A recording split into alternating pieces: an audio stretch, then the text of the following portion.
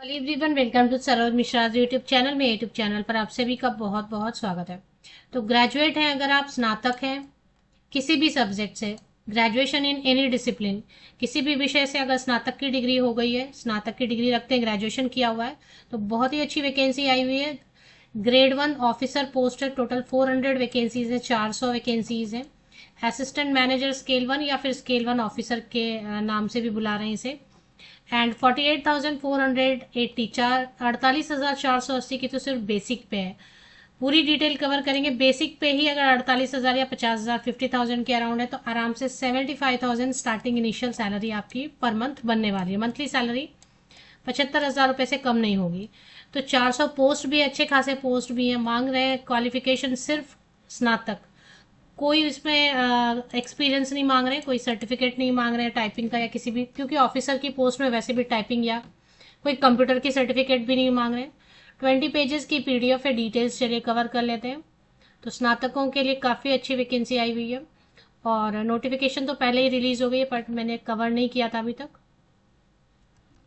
तो page number 1 पे चलते हैं और देख लेते हैं नोटिफिकेशन की details. Indian overseas bank government of India undertaking, तो ये जो है ना, गवर्नमेंट ऑफ इंडिया अंडरटेकिंग है, मतलब प्राइवेट बैंक नहीं है। Indian overseas bank government of India undertaking, और इसकी सेंट्रल ऑफिस जैसे हेडक्वार्टर आप बुलाते हैं वो चेन्नई में।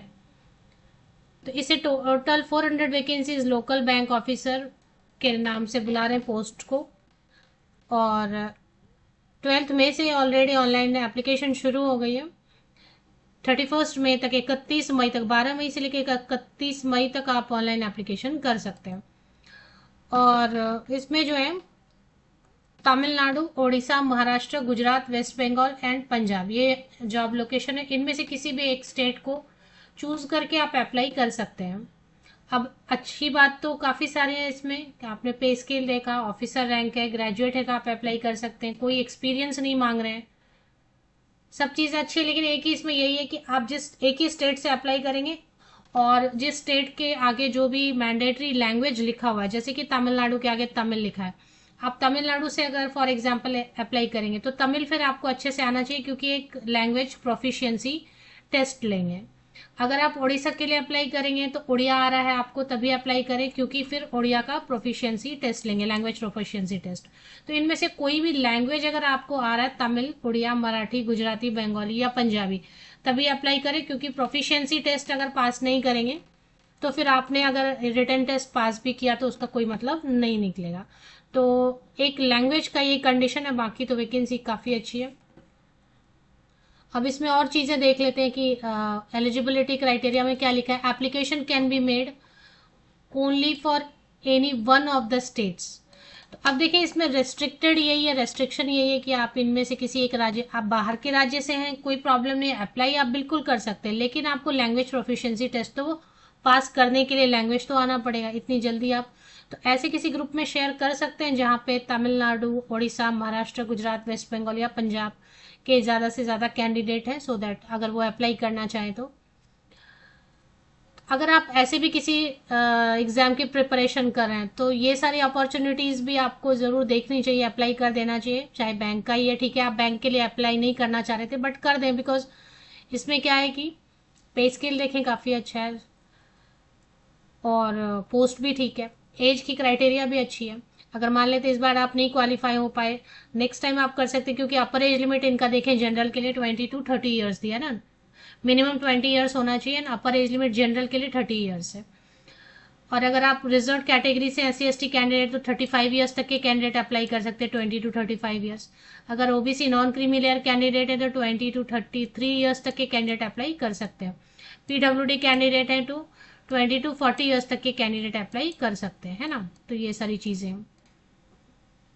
अब इसमें ग्रेजुएशन होना चाहिए किसी भी डिसिप्लिन से, ये तो लिखा है इन्होंने। अब इसमें अच्छी चीज़ क्या है कि आपको परसेंटेज का प्रॉब्लम नहीं है, मतलब कोई परसेंटेज नहीं मांग रहे हैं टाइपिंग का या फिर कंप्यूटर की नॉलेज का, किसी भी चीज़ का कोई सर्टिफिकेट नहीं मांग रहे हैं, नो सर्टिफिकेट, नो एक्सपीरियंस।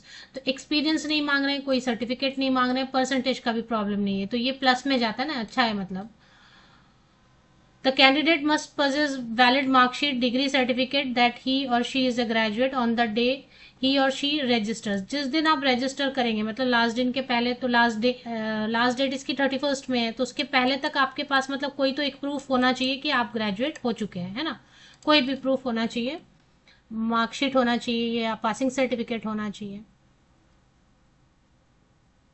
और परसेंटेज आ जाना चाहिए आपका। परसेंटेज के लिए प्रॉब्लम नहीं है, लेकिन परसेंटेज तब तक आ जाना चाहिए। तो अब इसमें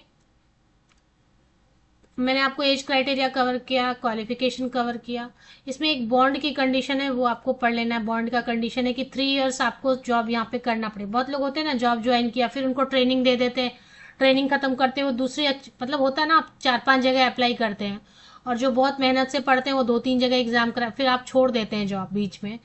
तो ऐसे केस में इनको नुकसान होता है, तो इसलिए इन्होंने एक बॉन्ड का कंडीशन रखा है कि आप अगर ज्वाइन कर लेते हैं फाइनली, तो 3 साल आपको काम करना पड़ेगा। अगर 3 साल के पहले आप छोड़ देते हैं तो फिर आपको बॉन्ड अमाउंट भरना पड़ेगा। प्रोबेशन पीरियड 2 इयर्स का रहेगा, 2 साल का परिवीक्षा काल या ट्रेनिंग पीरियड भी बोलते हैं। पे स्केल, बॉन्ड की कंडीशन, प्रोबेशन पीरियड, ये सब पेज नंबर 7 पे लिखा हुआ है। एडवर्टीजमेंट के पेज नंबर 7 पे आपको देखना है।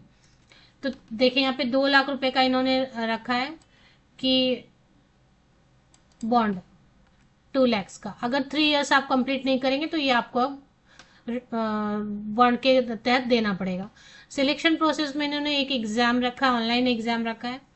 ऑनलाइन एग्जाम के बाद लैंग्वेज प्रोफिशिएंसी टेस्ट, क्योंकि जिस स्टेट से है उस स्टेट का लैंग्वेज आपको आना चाहिए। पर्सनल इंटरव्यू, वो क्या होता है ना कि ऑफिसर भी रहो कुछ भी रहे, लेकिन बैंक से रिलेटेड कोई भी प्रॉब्लम हुआ, कोई भी चीज़ डील करनी होती है, तो लोकल लैंग्वेज आपको आना ही चाहिए। क्योंकि कुछ लोग भी आते हैं बात करने के लिए, तो वो कम्युनिकेशन उनकी लोकल लैंग्वेज में होती है, फिर आप समझ नहीं पाएंगे पूरी बात को प्रॉपरली।